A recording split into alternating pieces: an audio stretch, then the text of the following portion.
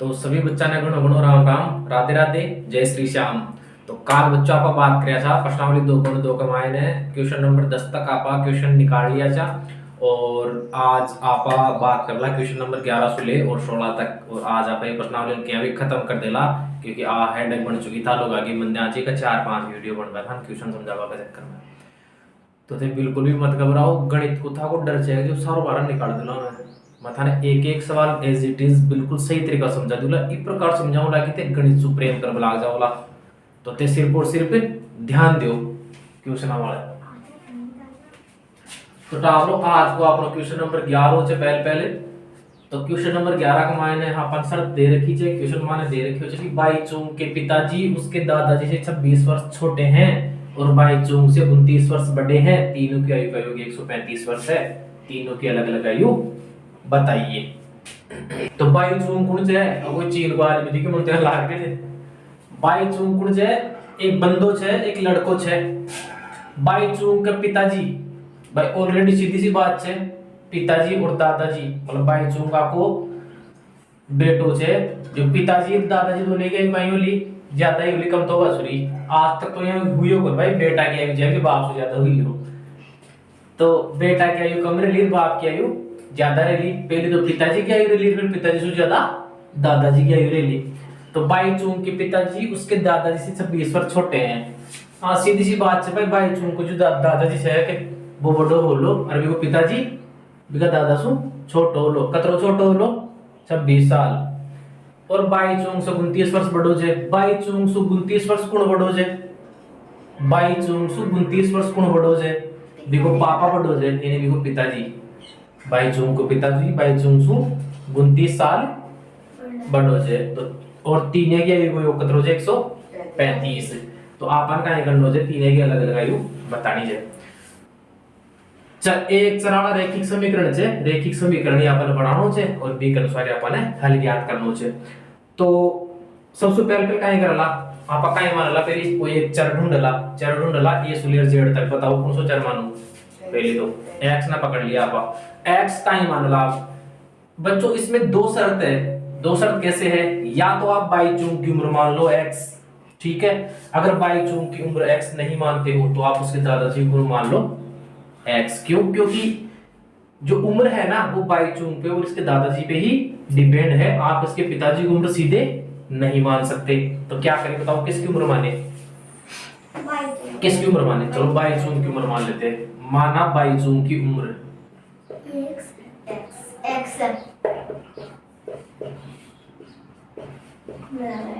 माना बाई चूंग की उम्र x वर्ष x वर्ष का है बाई चूंग। पहली शर्त तो कंप्लीट कर ली। दूसरी बाई चूंग की उम्र x वर्ष है।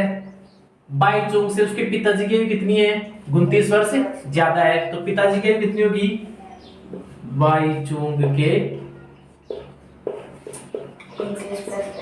पिताजी की आयु कितनी होगी x प्लस 29 कैसे आया x वर्ष किसकी थी बाई चूंग की 29 वर्ष ज्यादा है उसके पिताजी की आयु। तो 29 वर्ष को x में जोड़ देंगे तो उसके पिताजी की आयु आ जाएगी दादाजी की आयु।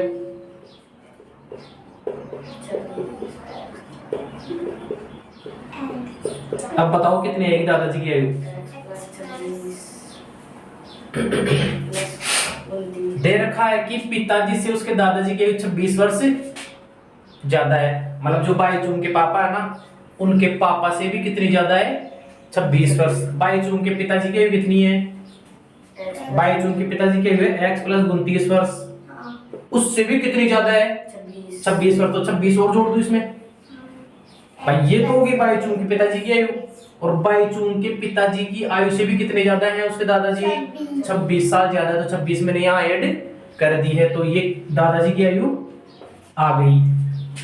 अब बात हमें दे रखी थी कि तीनों की आयु का योग 135 वर्ष है रे। तीनों की आयु का योग 135 वर्ष है। तो तीनों की आयु का योग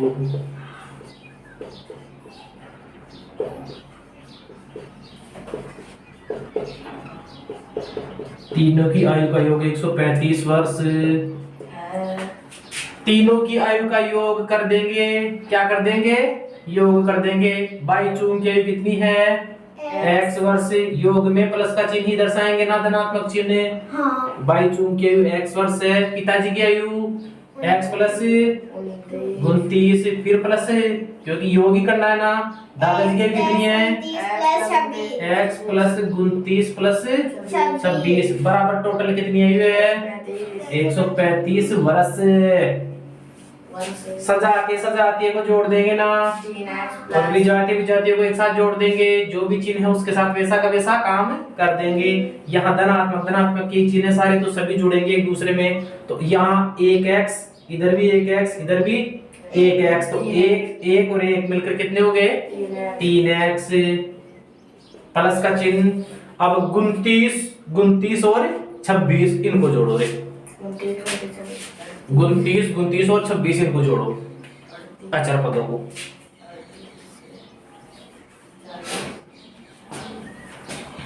गुनती दूनी तो 58, अगर आपको पाठ आता हो तो 29 दूनी 58 और 26 कितने हो गए? इधर जोड़ लोगे आप। 58 और 26 बताओ। 8 और 6 14 हासिल 1, 5 और 2 7 और 1 कितने हो गए? 3x प्लस 84 बराबर 135 वर्ष। अब इसको यहाँ आगे यहाँ कर लेते हैं। अब हमें मान किसका ज्ञात करना है? हमें तो चरपद का मान ज्ञात करना है। चरपद के साथ में गुणांक में कितना लगा हुआ है? 3x। तो 3x को x ऐसे कैसे ले लेंगे? 135। अब इधर 84 को मैं पक्षांतरण करूंगा, उधर ले जाऊंगा। कितना आ जाएगा? माइनस का 84। तो x का अगर मैं मान ज्ञात करूं तो पहले 135 में 84 घटा हो जाएगा, कितना आएगा? 135 माइनस 84। 5 में 4 गया तो 13 में 60 गया तो 5 कितना हो गया? 51। इधर 51 आ गया। गुणांक में 3 लगा हुआ था x के, पक्षांतरण करूंगा तो किसमें जाएगा? भाग में। तो x का मान कितना आ गया रे? देखिए 51 में भाग लगाओ 3 का। लगा दे भाई, लगा दे जल्दी से। 51 और 3 को भाग लगाओ। 3 का फाड़ बोल लो रे यार। 3 को फाड़ भी दुनिया में ध्यान है। 3 एकम 3, 3 एकम 3, 5 में से 3 गया तो कितना बचा? 2 और 1 आगे गए जो 1, संख्या कितनी बढ़ेगी? 21। 21 में 3 को भाग लगाओ। 3 7 21। x को मान कितना हो? 17। और x का मान ऐसा होगा बाई जून की वर्ष। x बराबर 17 वर्ष। और x हमने क्या माना था? बाई जून की उम्र को हमने कितना माना था? x। तो बाई जून की उम्र कितनी होगी? 17 वर्ष। 17 साल को तो बाई जून होगो। अगर अब 17 साल को बाई जून होगो तो एक पापा की उम्र कितनी होगी? 17 प्लस 29, क्योंकि x को मान कितना हो? 17। तो 17 प्लस 29 कितनी होगी उम्र का पापा की? 9 और 7 16 का 4 सिल 1, 2 1 3 1 46 साल हुई को पापा को। अब अगर आप बात करेंगे दादा की उम्र की, तो दादा की उम्र कितनी हो जाएगी? 17 x की जगह प्लस 29 प्लस 26। तो आप इधर लिया 17 प्लस 29 प्लस 26 जोड़ो रे। 17 और 29 तो कितना होगा? 12 पर जोड़ देंगे ना 46। तो मैंने 46 में 26 और जोड़ दो। 6 और 6 12 का 2 हासिल 4 2 6 1 7। 72 साल हो गए साहब दादाजी। नजदीक या हो तो है ना। तो एक प्रकार से आपको सवाल कर लिया और आपस सबकी अलग अलग उम्र ज्ञात कर लिया। बाई चुंग की उम्र 17 साल होगी, बाई चुंग का पिताजी की उम्र 46 साल होगी और दादाजी की उम्र 72 साल होगी। तो यहाँ आप क्वेश्चन ज्ञात कर लिया। स्क्रीनशॉट ले लो, टेक दे मान लो। अरे टेंशन हो गया, बस सारा क्वेश्चन की बत्ती लगा दिला तो बस फट जाओ। मैं क्यों किया करे जाओ थे। हाँ तो बच्चों क्वेश्चन नंबर 12 अपना अगर 15 वर्ष बाद रवि की आयु उसकी वर्तमान आयु की 4 गुनी हो जाएगी। तो रवि की वर्तमान आयु ज्ञात करो। भाई वर्तमान तो दियो को ने, और 15 साल पाछे की बात कर रहे हो तो 15 साल पाछे की बात कर रहे हो तो पहले ना बार का टेम ले रहा हो, अभी वर्तमान में लाओ इसको। 15 वर्ष बाद रवि की आयु उसकी वर्तमान आयु की 4 गुनी हो जाएगी। अभी कितनी है? मान लेते हैं। कितनी है? x रवि की वर्तमान माना रवि की आयु रवि की आयु कितनी मान ले रहे बच्चों? x x मान ली वर्तमान रवि की वर्तमान आयु, है ना? हाँ बिल्कुल सही बात है, रवि की वर्तमान आयु। आयु का मतलब बच्चों जानते हो ना आप, आयु का अर्थ होता है उम्र, वर्ष, साल। भाई कितने वर्ष का हो गया? तो माना रवि की वर्तमान आयु कितनी है? x। अब 15 साल बाद 15 साल बाद आयु कितनी हो जाएगी? अरे कैसे कैसे x + 15 कितनी गुनी बता रहा है ये? 4 गुनी। वर्तमान में कितनी है? x 4 गुना करेंगे तो कितनी हो जाएगी? 4। x गुना 4 बराबर 4x। वर्तमान आयु कितनी है? x। 15 साल बाद आयु कितनी है? 4x। तो अब आर सुलेर 15 साल तक गए हो, अभी सुले और 15 साल तक वो आगे गई हो। अब आरबी की उम्र x ही 15 साल बाद 4x होगी। वर्तमान आयु क्या याद कर ला बाबा? तो आप एक काम कर देना, एक मायने 15 साल का माइनस अब आर की वर्तमान आयु घटा दिया तो भी परमानेंट जो 12 आयु बा मिल जाओगी। 15 साल बाद कितनी आयु जी? 4x और वर्तमान कितनी आयु है? कितना साल के बराबर है? 15 साल पाछे की उम्र और अब की उम्र आ दोनों में अंतर कितना हो जाए? 15 साल ही तो जाए 4 गुना उम्र की और अब आर की उम्र की अंतर कितना हो जाए? 15 साल। भाई 15 साल बाद 4 गुना उम्र हो जाएगी भी, अभी x गुना से पाछे 4x गुना हो जाएगी। तो 4x में से x निकाल दो तो 15 साल को अंतर आ जाए लोग, आ जाए लोग। तो 4x में से x गया तो कितना बचा? 3x। 3x बराबर है 15। x को सिर्फ मान ज्ञात करना होगा, कहीं कर ला 15 बटा 3 x को मान कितना हो? 5 वर्ष। ईसु इजी को ईसु किशन हो लोहे को नजर तक आप पकड़या था। 15 वर्ष बाद रवि की आयु उसकी वर्तमान आयु की 4 गुनी हो जाएगी। रवि की वर्तमान आयु ज्ञात कीजिए। माना रवि की वर्तमान आयु x वर्ष है, 15 साल बाद कितनी हो जाएगी? 4x हो जाएगी। तो 4x और x का अंतर ही तो है 15 वर्ष। हाँ। बस 4 गुना उम्र और अब आर की उम्र आ दोनों अंतर कितना हो जाए? 15 साल। 4 गुना और अब आर की उम्र आ दोनों अंतर कितना हो जाए? 15 साल। तो 3x को मान कितना आयो? 15। x बराबर 15 बटा 3। तो x आपका कहां मानेगा? x रवि की वर्तमान आयु। तो रवि की वर्तमान आयु कितनी होगी? 5 वर्ष। 5 साल। और अगर पता नहीं आप उसको 15 साल बाद कितनी हुई भी उम्र तो कितनी बताओ रहा? 4 गुना 5 बराबर 20 साल हो जाएगा 15 साल बाद। ठीक है, स्क्रीनशॉट। अगला क्वेश्चन बच्चों हमें दिया है, एक परिमेय संख्या को 5/2 से गुणा करके और उसमें 2/3 जोड़ दिया तो उत्तर कितना प्राप्त हुआ? -7/12। तो एक मायने भी टावर था ना, पहले संख्या माननी पड़ेगी। एक परिमेय संख्या हमें ज्ञात नहीं है, वो परिमेय संख्या कौन सी है? वो परिमेय संख्या कौन सी है जिसको मैं 5/2 से गुणा करके 2/3 जोड़ दूं तो उत्तर -7/12 प्राप्त हो जाए। तो मानो कौन सी संख्या माने? माना परिमेय संख्या। परिमेय संख्या माननी है ना। अरे तो बेटा x भी हो सकती है, वो जरूरी थोड़ी तो आप बटा में ही लिखो, एक अकेली संख्या भी लिख सकते हो। माना परिमेय संख्या क्या मानो?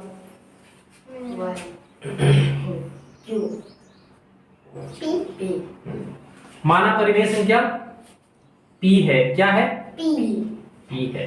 हमने एक परिमेय संख्या मानी है p। आगे आगे जैसे जैसे कहता जा रहा ना वैसे वैसे काम करते जाओ। परिमेय संख्या को किससे गुणा करना है? परिमेय संख्या को किससे गुणा करना है? 5/2 से। तो p गुणा 5/2 कितना आया? 5p/2। ये तो क्या है? क्या करने पर? परिमेय संख्या को गुणा करने पर 5/2 से गुणा करने पर क्या प्राप्त हुआ? 5p/2। फिर क्या बोल रहा है? गुणा करने के बाद आप इसमें 2/3 और जोड़ दो। ये जो जैसा जैसा कहता जा रहा है वैसा वैसा करते देंगे। 2/3 जोड़ेंगे, जोड़ो रे 5p/2 प्लस 2 ऐसे ऐसे ही कह रहा ना। फिर क्या कह रहा है कि उत्तर कितना प्राप्त हुआ, -7/12 मतलब बराबर में कितना आएगा, ये उत्तर ही तो है। बराबर के दाईं तरफ जो भी आ रहा है राइट हैंड साइड में वो क्या हो गया, इसका उत्तर हो गया। तो 5p/2 उसमें 2/3 जोड़ा और उत्तर कितना प्राप्त हुआ, -7/12। अब हमारे पास ये समीकरण तैयार हो गई है और हम इसका उत्तर निकाल देंगे। उत्तर निकालने के लिए क्या करेंगे, सबसे पहले एक काम करो देखिए क्या काम करोगे। सबसे पहले इधर वाली जो संख्याएं हैं भिन्न में हैं उनका लघुत्तम लेंगे और लघुत्तम लेके टांग देंगे। लघुत्तम लिया, 2 और 3 का कितना आया, 6 लघुत्तम आया। एलसीएम वाली क्लास पहले दे रखी है, देख लेना, फिर समझ में आएगा अच्छे से। 2 और 3 का ऐसे कितना आया, 6। 6 में 2 का भाग लगाया कितनी बार गया, 3 बार। 3 को किससे गुणा किया, अंश से, कितना आया 15p प्लस 3 का भाग लगाया 6 में कितनी बार गया, 2 बार। भागफल में 2 आया, किससे गुणा करना है, अंश से। 2 गुणा 2 बराबर है बराबर -7/12। आगे चलो। अब कल वाली क्लास में मैंने आपको एक चीज बताई थी, वज्र गुणा विधि। कौन सी विधि, वज्र गुणा विधि। तो एक काम करते हैं, यहाँ वज्र गुणा कर देते हैं इसका। वज्र गुणन विधि, वज्र गुणन विधि में क्या करते थे, इस वाली संख्या को इससे गुणा करके लिख देंगे और इस वाली संख्या को इससे गुणा करके लिख देंगे। तो वज्र गुणा विधि करेंगे तो यहाँ आ जाओ बच्चों, 15p प्लस 4, इसको तो किससे गुणा करेंगे, 12 से। और इधर 6 को किससे गुणा करेंगे, -7 से। तो 15p प्लस 4 गुणा 12 को, अब ये कोष्ठक के बाहर 12 लगा हुआ है, क्या करना रहेगा बताओ, देखिए क्या करेंगे। 12 को एक से गुणा करते हैं, 12 को बारी बारी जो भी संख्या उससे गुणा करके लिख देंगे। तो 12 को पहले किससे गुणा करेंगे, 15p से। तो 12 को 15 से गुणा कर दोगे कितना आ रहा है, 15 दूनी 30 की 0 हासिल 3, 15 और 3 18, 180p आ गया प्लस 12 चौके 48 आ गया बराबर -6 7 42, माइनस का है ना 7 तो कितना आ जाएगा, -42। अब 180 प्लस p को तो इधर पकड़ के रखो और 48 को उधर भेज दो, -42 और -48। अब माइनस माइनस क्या होगा, दोनों जुड़ जाएंगे और चिन्ह किसका आएगा, माइनस का आएगा बेटा, गुणा नहीं हो रहा, यहाँ माइनस माइनस जुड़ते हैं और जुड़ने के बाद चिन्ह भी माइनस का आता है। तो p बराबर -42 प्लस -48, 2 और 8 कितने हो गए, 10, 4 4 8 1 9, -90/। अब ये 180 इसके गुणा में था, किस में ले जाऊंगा, उधर भाग में। 90 से 180 कट रहा है, क्या देंगे, काटो देंगे, कितनी बार कट रहा है, इधर एक बार इधर 2 बार। तो p का मान कितना आ गया, -1/, p का मान कितना आ गया, -1/2। p क्या था हमारे पास, हमारे पास थी माना परिमेय संख्या। तो परिमेय संख्या कितनी आ गई, p का मान कितना आ गया, -1/2। अब ये भी करके देखिए क्या सत्यता की जांच की, यार ये सही बता रहा है क्या, जैसे p का मान -1/2 तो आ गया, अगर मैं -1/2 को 5/2 से गुणा करूं, उसमें 2/3 जोड़ूं तो फिर मुझे -7/12 प्राप्त हो जाना चाहिए। चलो ये करके दिखा देता हूं मैं आपको, जैसे -2 सही आया है कि नहीं आया। तो p का मान -2 आ गया। काम क्या था, परिमेय संख्या को पहले किससे गुणा करना था, 5/2 से, फिर क्या करना था, उसमें 2/3 जोड़ना था और फिर उत्तर कितना प्राप्त होना चाहिए, -7/12, यानी कि LHS और RHS क्या होना चाहिए, बराबर होना चाहिए। इसको इससे गुणा किया, -5/4 आ गया प्लस 2/3 बराबर -7/12। इधर दोनों का लघुत्तम लिया, कितना आया, 12 लघुत्तम आया, 4 तिया 12, 3 बार भाग गया, 3 को 5 से गुणा किया, कितना आया, -15। 3 का भाग लगाया 12 में, कितनी बार गया, 4 बार। 4 को किससे गुणा किया, अरे हाँ 2 से, कितना आया, बराबर -7/12 प्लस के 8 है, माइनस के 15 है। अब 8 तो रह गया छोटा, तो 15 तो घटेगा नहीं, बड़ी वाली संख्या में से छोटी घटा देंगे और जो चिन्ह है वो उसी के साथ एज इट इज लगा देंगे। 15 में से 8 गया, कितना बचा, 7, -7। और माइनस का 7/12 और माइनस का 7/12। LHS और RHS दोनों बराबर है क्या? LHS और RHS दोनों बराबर आ गए क्या? हाँ। इसका मतलब आपके P का मान बिल्कुल करेक्ट है। स्क्रीनशॉट टेक दो। बच्चों अगला क्वेश्चन हमें दे रखा है, लक्ष्मी एक बैंक में खजांची है। खजांची मतलब कैशियर। लक्ष्मी एक बैंक में कैशियर है। नकदी के रूप में रुपए 100, 50 और रुपए 10 के नोट है उसके पास। कितने कितने के नोट है? 100 के नोट है, 50 के नोट है और 10 के नोट है। और उनकी संख्या का अनुपात 2:3:5 है। 100 रुपए के नोटों का अनुपात 2 है, 50 के नोटों का अनुपात 3 है और 10 के नोटों का अनुपात 5 है। और वो कह रही है कि मेरे पास कुल मूल्य जो रुपए है ना, 100 के नोटों का, 50 के नोटों का, 10 के नोटों का टोटल रुपए मिला के कितने रुपए हैं? 4 लाख रुपए। अब वो कह रही है तो प्रत्येक रुपए के नोट बताइए कि मेरे पास 100 रुपए के कितने नोट है, 50 के कितने नोट है और 10 के कितने नोट है। हमें इस हिसाब से नोट निकालने हैं कि उनका योग टोटल 4 लाख रुपए आ जाए। हमें नोटों की संख्या का अनुपात कितना दे रखा है? 2:3:5। तो पहले तो हम नोटों की संख्या देखते हैं कि कितने नोट की संख्या को कितने मानना है। पहले हम क्या करेंगे? नोटों की संख्या मानेंगे। माना X 100 रुपए के नोट कितने हैं? 2 100 रुपए के नोट x है, लेकिन अनुपात कितना है? 2। तो x गुणा 2 कितने हो गए? 2x। समझ में आया? वो पहले वाला सवाल ऐसे किया था ना। हाँ। अनुपात होगा तो जो हम संख्या मानेंगे उसके साथ गुणा करके लिखेंगे उसको। तो 100 रुपए के नोटों की संख्या कितनी है? 2x। ऐसे ही 50 रुपए के नोटों की संख्या कितनी है? 3x गुणा 3 बराबर 3x। और 10 रुपए के नोटों की संख्या कितनी है? 5x गुणा 5 बराबर 5x। माना 100 रुपए के नोटों की संख्या मैंने x मानी और अनुपात 2 था तो इसलिए 2 को गुणा करके लिखा। तो कितने नोट हो गए? 2x। 50 रुपए के नोट 3x, 10 रुपए के नोट 5x। कुल रुपए कितने हैं?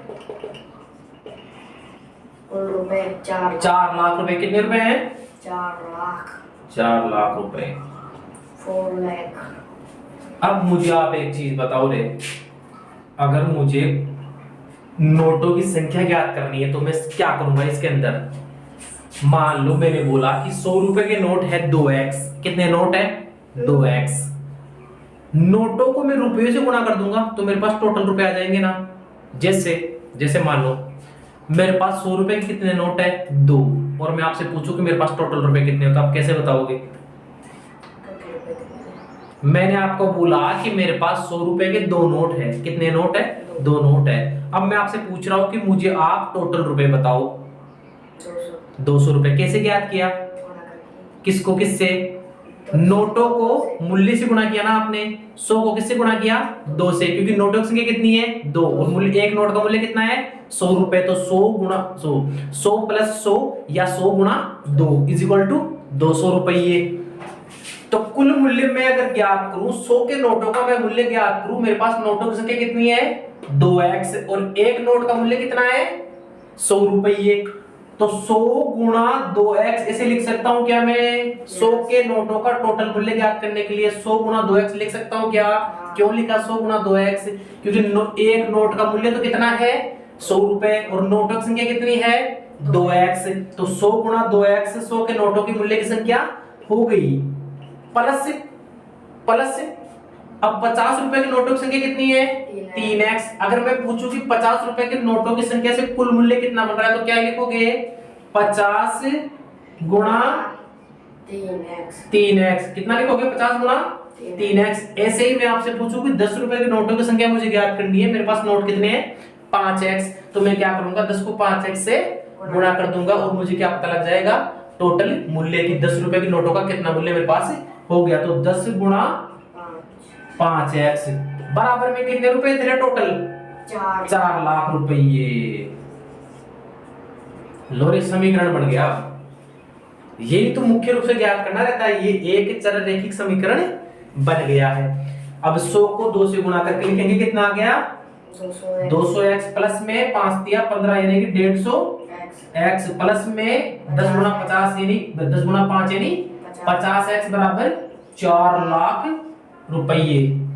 200 प्लस 150 प्लस 50, क्योंकि तीनों सजाती है ना, सब में चर का मान x दे रखा है। 200 को 150 को और 50 को हम जोड़ेंगे तो कितना आएगा बताओ। देखिए 400 200 को 150 को 50 को जोड़ा तो ये आया 400 रुपये। x बराबर 4 लाख रुपये।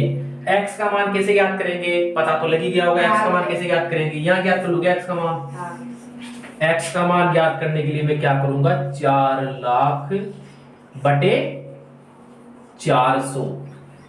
4 लाख बटे 400। 2 जीरो से 2 जीरो कट गए। कैंसल, कितना बचा 4 से 4 कैंसल, 1 और 3 0। x का मान कितना बचा 1000। x का मान कितना बचा 1000। x हमने क्या माना था, x हमने माना था नोटों की संख्या। नोटों की संख्या मानी थी। x हमने क्या माना था, नोटों की संख्या। अब 100 रुपए के नोटों की संख्या कितनी हो जाएगी, 100 गुणा 100 रुपए के नोट कितने हो जाएंगे 100 गुणा x। कितने, अरे नोट, केवल नोट, मूल्य नहीं पूछा मैंने, केवल नोट पूछा। नोट कितने होंगे, नोट तो ये होंगे ना 2x ही। हाँ। तो 2 गुणा x, x का मान कितना आया 1000। कितने नोट हो गए 2000। 100 के नोट कितने हो गए 2000। आपको मैंने मूल्य नहीं पूछा है यहाँ पे। अब मैं आपको क्या पूछ रहा हूँ, नोटों की संख्या पूछ रहा हूँ। तो नोटों की संख्या कितनी है, 100 के नोटों की संख्या 2x। तो 2 गुणा x, x का मान कितना आ गया 1000। तो 100 के नोट कितने हो गए 2000। अगर मैं आपको पूछूं 50 के नोट कितने हैं, 5000। 50 के नोट बराबर 5 गुणा, अरे बेटा 3 50। 3x है ना, 50 के नोट 3x है ना। तो 3 गुणा 1000। 3 गुणा 1000 कितने हो गए 3000। 50 के नोट कितने हैं 50 के नोट कितने हो गए 3000 नोट। अगर मैं पूछूं 10 के नोट कितने हैं 5x है ना। तो 5 गुणा कितने हो गए 5000। भाई साहब बड़ा ज्यादा नोट से तो 100 रुपए के नोट हो गए 2000, 50 के नोट हो गए 3000 और 10 के नोट हो गए 5000। सवाल को एक बार और दोबारा आप सही तरीके से हल समझ लो। लक्ष्मी एक बैंक में खजांची है, कैशियर है, नकदी के रूप में 100 रुपए 50 रुपए 10 रुपए उसके पास नोट है, बैंक में पड़े हैं, उसके पास उनकी संख्या का अनुपात 2:3:5 है। कुल मूल्य है उनको 4 लाख रुपये। तो प्रत्येक रुपए के नोटों की संख्या बताइए। 100 रुपए का नोट हमने लिया, संख्या कितनी मानी 2x। 2x क्यों मानी, क्योंकि x तो हमने नोट माने, लेकिन अनुपात कितना है 2 है। तो 2 को x के साथ गुणा करके लिखेंगे। यहाँ वो नोटों की संख्या में आपको और लिख देता हूँ, माना नोटों की संख्या x। लिखना भूल गए थे हम, तो इसलिए यहाँ लिख लो, माना नोटों की संख्या कितनी है, नोटों की संख्या कितनी है x है। तो 100 रुपए के नोटों की संख्या 2x, ऐसे करके 50 रुपए के नोटों की संख्या 3x, 10 रुपए के नोटों की संख्या 5x, कुल रुपए 4 लाख रुपये। 100 के नोटों का अगर हमें मूल्य ज्ञात करना हो, टोटल मूल्य, जैसे मान लो 100 के नोट है, मेरे पास 2 नोट है, तो आप कितने रुपए बता सकते हो कि मेरे पास कितने रुपये हैं 200 रुपए। कैसे पता लगाया, आपने 100 को 2 से गुणा कर दिया कि 100 गुणा 2 बराबर 200 रुपए। या फिर आपने ऐसे किया कि 100 के 2 नोट है, 100 का नोट 100 का नोट, 100 प्लस 100 200 रुपये, ऐसे ऐसे हुआ ना। तो 100 के नोटों से मूल्य ज्ञात किया तो कितना मूल्य आ गया 200x, इधर 150x, इधर 50x, टोटल 400x बराबर 4 लाख रुपये। x का मान हमने ज्ञात किया यहाँ पे 1000 क्या है, नोटों की संख्या है। अब मैं पूछूं कि 100 रुपए के नोटों की संख्या कितनी है, तो 2x है। 2x का मतलब 2 गुणा 1000, x का मान कितना है 1000 बराबर 2000 नोट। तो कितने के हो गए 100 के। 50 के नोट कितने हैं 3000 और 10 के नोट 5000। टोटल मूल्य भी निकाल के देखिए इससे, निकालोगे 100 के नोट कितने हैं 2000 है। तो 100 को 2000 से गुणा करके लिखो, देखिए कितना आ रहा है, कितने रुपए आ गए 2 लाख रुपए। कितने आ गए 2 लाख रुपए। ये 100 वाले नोट थे ना। अब 50 के नोट कितने हैं 3000, तो 50 को 3000 से गुणा करेंगे कितने रुपए आएंगे 1.5 लाख रुपये। कितने 1,50,000 या 1.5 लाख रुपये। 10 के नोटों को मैं 10 के नोट कितने हैं 5000 है, तो 5000 को 10 से गुणा करके लिखो कितना आएगा 50,000 आएगा रे। 50 आएगा तो आएगा, 50 लाख कैसे आएगा? 10 गुना 5,000 बराबर 50,000। टोटल किया हमने 0 0 0 0, इधर 5 और 5 10, 2 3 1 4, कितना रुपया आ गया? 4 लाख रुपए। मतलब अपने यहाँ नोटों की संख्या और नोटों का मूल्य बिल्कुल सही है। स्क्रीनशॉट टेक दो। हाँ तो बच्चों अगला क्वेश्चन हमारे पास है, क्वेश्चन नंबर 15 है। 1 रुपए, 2 रुपए व 5 रुपए के सिक्के हैं। मेरे पास मान लो, आपके पास मान लो, पप्पू के पास मान लो, गीता के पास मान लो, किसी के पास भी मान लो। 1 रुपए, 2 रुपए व 5 रुपए के सिक्के हैं पप्पू के पास में। 2 रुपए वाले सिक्कों की संख्या 5 रुपए वाले सिक्कों की संख्या की तिगुनी है। माना इस लाइन को पढ़ने के बाद हमें मालूम हुआ कि ये जो 5 रुपए वाले सिक्के की संख्या है ना, ये 5 रुपए वाले, सॉरी, ये जो 2 रुपए वाले सिक्कों की संख्या है ना, ये 5 रुपए वाले सिक्कों की संख्या पे डिपेंड है। क्या है? निर्भर है। इसका मतलब ये है कि हमें 5 रुपए वाले सिक्कों की संख्या माननी पड़ेगी, क्योंकि 2 रुपए वाले सिक्कों की संख्या तो 5 रुपए वाले सिक्कों की संख्या की तिगुनी होगी। इसलिए हमें क्या मानना पड़ेगा? 5 रुपए वाले सिक्कों की संख्या माननी पड़ेगी कि कुछ मानो। कुल सिक्के कितने हैं? 160 है। पता नहीं है 1 रुपए के कितने, 2 रुपए कितने, 5 रुपए कितने, लेकिन इतना पता है कि टोटल सिक्के 160 रुपए है। ये भी पता है कि टोटल सिक्कों का जो मूल्य है वो कितना रुपए है? 300 रुपए है। सवाल शुरू करें। पहले क्या मानेंगे? 5 रुपए वाले सिक्कों की संख्या। माना 5 रुपए वाले सिक्कों की संख्या। सिक्कों की संख्या कितनी मान ले रहे? x x मान ली। 5 रुपए वाले सिक्कों की संख्या है x। अब 2 रुपए वाले सिक्कों की संख्या किस पे डिपेंड है? 5 रुपए वाले सिक्कों की संख्या पे। तो 2 रुपए वाले सिक्कों की संख्या कितनी हो जाएगी? 2 रुपए वाले सिक्कों की संख्या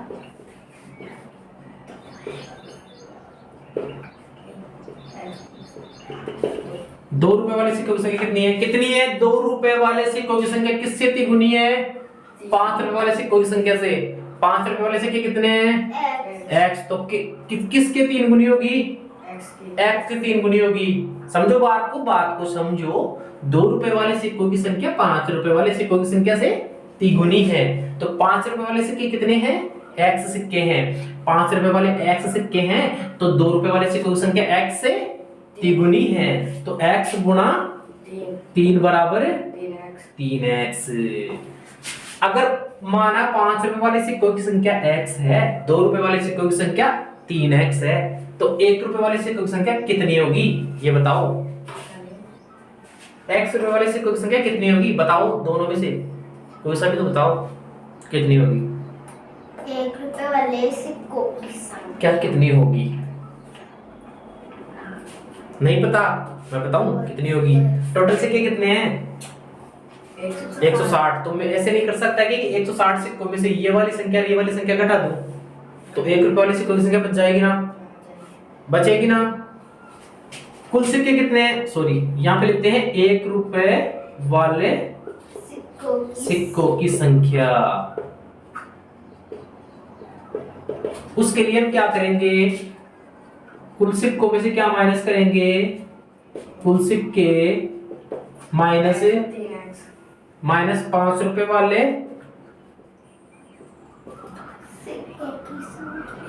व 2 रुपए वाले सिक्कों की संख्या।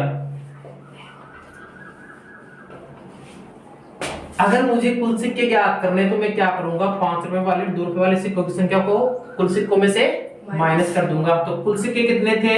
160। 160 में से क्या माइनस करूंगा? 5 रुपए वाले सिक्के प्लस 2 रुपए वाले सिक्के। तो 160 माइनस 4x ऐसे आ जाएगा क्या? क्योंकि x और 3x टोटल मिलके कितना हो गया? 4x। तो 160 में से 4x सिक्के में घटा दूंगा तो मेरे पास कितने रुपए वाले सिक्के बच जाएंगे? 1 रुपए वाले सिक्के, है ना? इतना तो समझ में आया ना? इतना तो समझ में आना चाहिए। अब आगे क्या करना है? तो हमें पूछा गया है कि प्रत्येक प्रकार के सिक्के, हमें पूछा गया है क्वेश्चन में कि प्रत्येक प्रकार के सिक्के कितने हैं? 1 रुपए के सिक्के कितने हैं? 2 रुपए कितने? 5 रुपए के कितने हैं? तो अब हम एक काम करते हैं। 5 रुपए वाले सिक्के कितने हैं? x है, तो टोटल मूल्य कितना हो जाएगा इसका? 5x। हो जाएगा ना, हाँ। क्योंकि मैं रुपयों को सिक्कों से गुणा कर दूंगा तो कितना आ जाएगा टोटल मूल्य 5x। 5 रुपए वाले सिक्कों का कुल मूल्य कितना है 5x। तो 5x प्लस 2 रुपए वाले सिक्कों का कितना मूल्य है 3x 3x गुणा 2 कितना आ जाएगा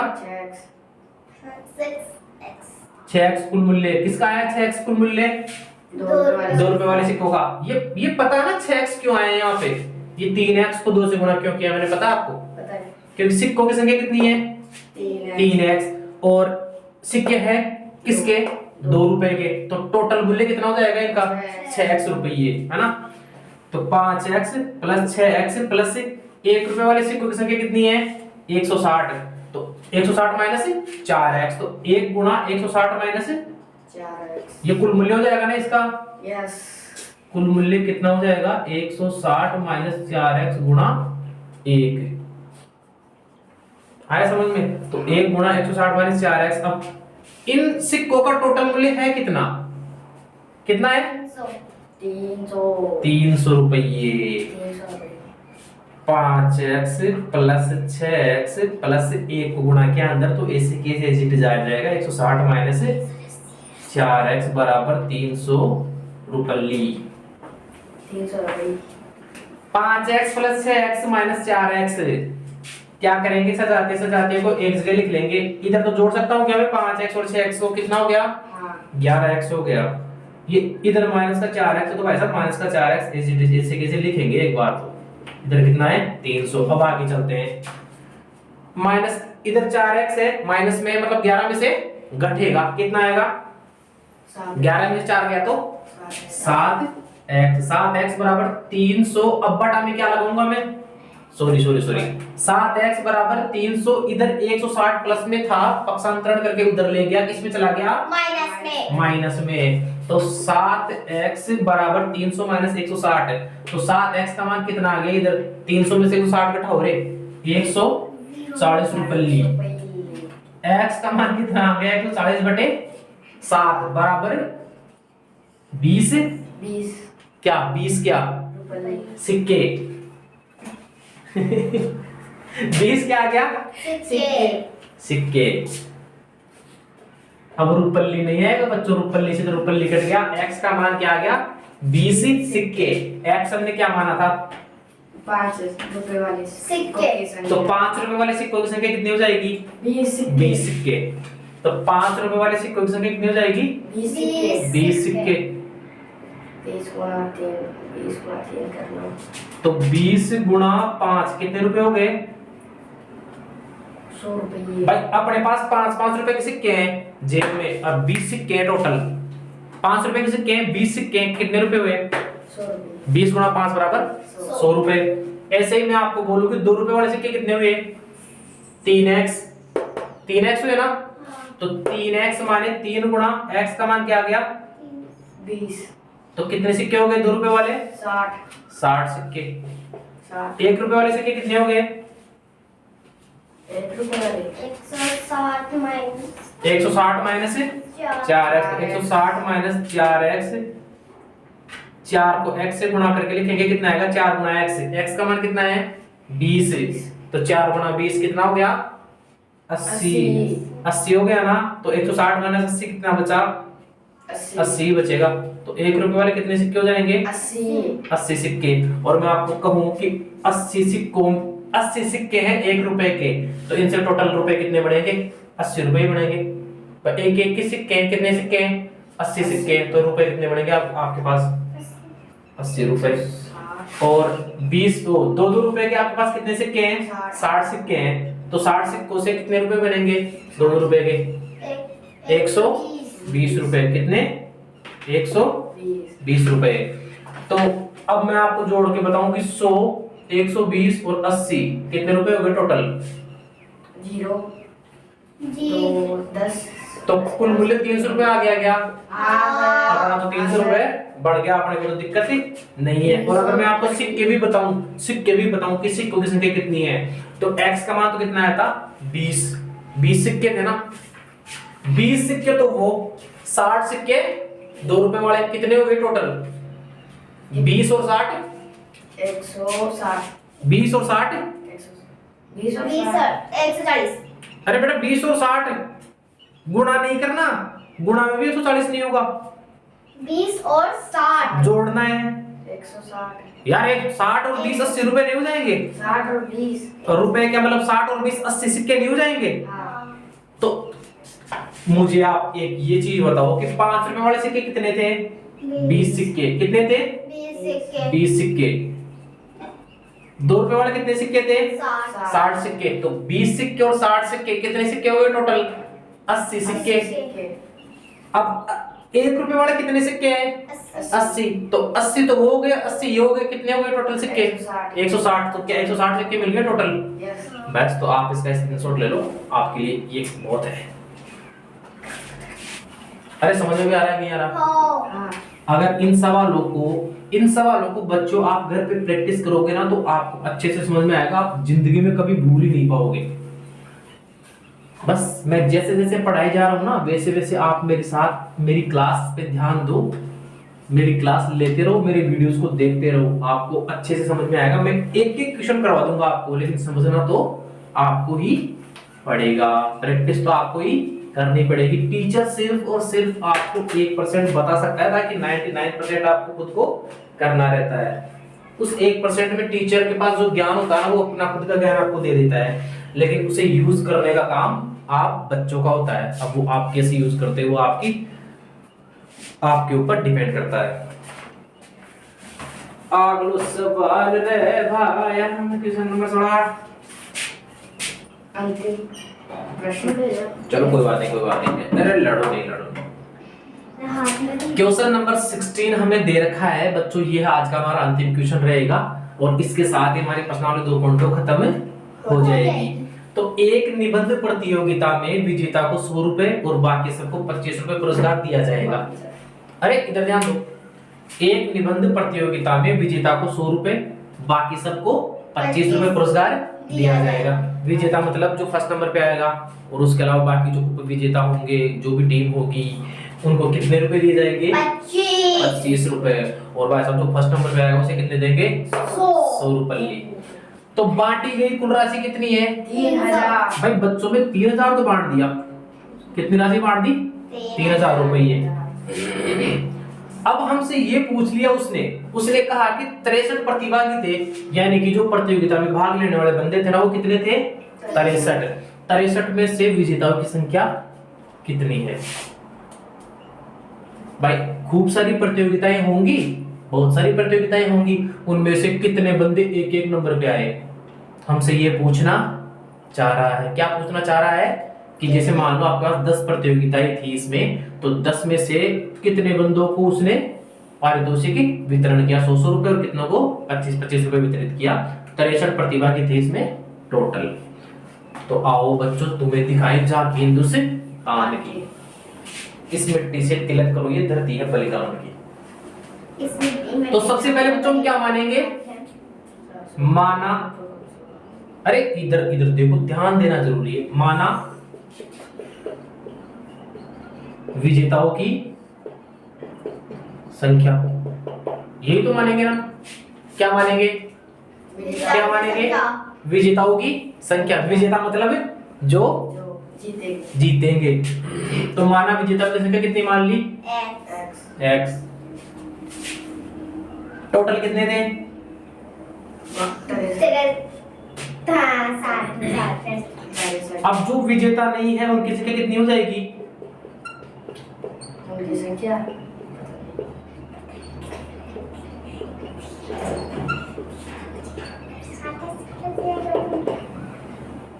जो विजेता नहीं है उनकी संख्या कितनी हो जाएगी? टोटल विजेता कितने हैं? सॉरी, टोटल प्रतिभागी कितने हैं?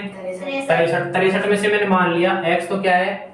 विजेता है, और बाकी बचे जो क्या है? विजेता नहीं है मतलब सिर्फ प्रतिभागी है। तो कितने प्रतिभागी हो जाएंगे? 63 माइनस से भाई टोटल कितने हैं? 63। अगर मैं 63 में से विजेताओं को घटा दूं, जो जीत गए ना उनको मैंने घटा दिया 63 में से, तो अपने पास क्या बच जाएगा? जो विजेता नहीं है वो बंदे बच जाएंगे ना। हाँ विजेता कितने हैं? X है। कुल आदमी कितने हैं? 63 है। तो 63 में से मैं विजेताओं को घटा दूंगा तो बाकी बंदे बच जाएंगे ना अपने पास। ऐसे होगा ना। तो बड़े से दीजिए। माना विजेताओं की संख्या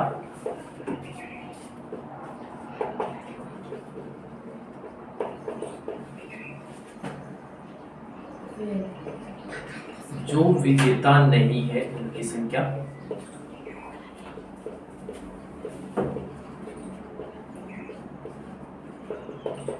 कितनी थी? 63 माइनस जो सब बताऊं तेरा टाल रहा हूं। और जो बोला। अरे नहीं यार। माना विजेताओं की संख्या कितनी है? अरे विजेताओं की पूछिए। x। जो विजेता नहीं है उनकी संख्या कितनी है? 63 माइनस x। अब प्रत्येक विजेता को कितने रुपए दे रहे थे? 100 रुपये। तो टोटल रुपए कितने देंगे? 100x। प्रत्येक उप विजेता को कितने रुपए दे रहे थे? 25 रुपये। तो टोटल कितने रुपए दे देंगे? 63 कितना हो गया? 1575 minus x 25x। 1575 minus 25x। अब टोटल रुपए कितने दिए? टोटल रुपये 3000। टोटल रुपए कितने दिए? 3000। तो 100x प्लस 1575 माइनस 25 25x बराबर 3000 रुपये। बच्चों ये कैसे आया? 100x 25x से क्या लिख दिया था? समझ में नहीं आ रहा, बताऊं कैसे आया? क्वेश्चन आप पढ़ना। क्वेश्चन में मैं दे रखा था कि प्रत्येक विजेता को 100 रुपए दिए जाएंगे और जो भी उप विजेता या फिर विजेता नहीं रहेंगे उनको 25 रुपए दिए जाएंगे। विजेताओं की संख्या मैंने x मान ली तो उप विजेताओं की संख्या कितनी होगी? अपने आप ही 63 माइनस x होगी क्योंकि टोटल प्रतिभागी कितने थे? 63 थे। तो बच्चों इसमें हमें दिया कि 100 रुपए देंगे प्रत्येक विजेता को, तो टोटल कितने रुपए दे देंगे? 100x रुपये। प्रत्येक उप विजेता को कितने रुपए दे देंगे? 25 रुपये। तो 25 को गुणा किससे करेंगे? उप विजेताओं की संख्या से। तो कितने रुपए दे देंगे टोटल? 1575 माइनस 25x रुपये। अब उसने कहा कि हम बच्चों को 3000 रुपए बांट चुके हैं, हमने बच्चों को 3000 रुपए बांट दिए, तो क्या मैं 100x और 1575 माइनस 25x को इसके बराबर कर दूं? बराबर क्यों किया? क्योंकि विजेताओं को टोटल रुपए दिए हैं और उप विजेताओं को जितने रुपए दिए हैं उनका योग ही तो 3000 रुपए है ना। तो ये हमारे पास समीकरण बन गया ना। तो 100x माइनस 25x कितना हो गया इधर? 75x बराबर में 3000 माइनस 1500। 3000 माइनस 1500 75। x का मान अगर हम ज्ञात करेंगे, x का मान ज्ञात करो, देखिए कितना आएगा। ये 75x कहां से है पता है ना? 100x में से 25x को घटा दिया तो 75x आ गया। इस 1575 को मैं दाईं तरफ ले जाऊंगा, पक्षांतर करूंगा तो प्लस का है तो इधर किसका आ जाएगा? माइनस का। 3000 में से 1575 माइनस करेंगे कितना आया? 1425 ये आया था ना, 1425 आया था ना। और नीचे कितना लगा दूंगा मैं? 75। x के गुणा में 75 लगवाता, इसको मैं भाग में ले जाऊंगा। कितना आ गया x का मान? 19 कौन है? विजेताओं की संख्या। विजेताओं की संख्या कितनी है? 19। तो फिर उप विजेताओं की संख्या कितनी है? 63 माइनस 19 बराबर 44 आदमी उप विजेता है रेस के पास। आया समझ में? हाँ। ठीक है, स्क्रीनशॉट ले लो। तो बच्चों अपना चैनल है बीडी मैथ्स पॉइंट के नाम से। किस नाम से है? बीडी मैथ्स पॉइंट के नाम से। तो बच्चों आप इस चैनल को सब्सक्राइब जरूर करना। सब्सक्राइब क्या करना? सब्सक्राइब जरूर करना ताकि आपको प्रत्येक अपडेट मिलती रहे और आप अच्छे से गणित विषय के बारे में पढ़ पाओ। 8वीं क्लास के बाद बच्चों हम 9वीं क्लास भी करेंगे और 10वीं क्लास भी पूरी करेंगे। तो आप बच्चों चैनल से जुड़े रहिए ताकि आपको प्रत्येक अपडेट मिलती रहे। ताकि साथ में लाइक और कमेंट करके बताइए, साथ में लाइक और कमेंट करके बताइए। और बीडी मैथ्स पॉइंट ये अपना यूट्यूब चैनल है, आप इस पे सब्सक्राइब करके, और आपको अगर कोई भी दिक्कत हो तो आप मुझे इंस्टाग्राम पे, टेलीग्राम पे या फिर व्हाट्सएप पे, आप जहां चाहो ना वहां मुझे मैसेज करके पूछ सकते हो। मेरा YouTube channel, Instagram channel, Telegram और व्हाट्सएप सब बीडी मैथ्स पॉइंट के नाम से है। मेरा व्हाट्सएप नंबर है 8947878501। तो आप इस नंबर पे भी व्हाट्सएप करके मुझे क्वेश्चन भेज के और उसका आंसर पूछ सकते हैं, मैं आपको अच्छे तरीके से समझा के भेजूंगा। ठीक है बच्चों, आज के लिए इतना ही बहुत है, धन्यवाद।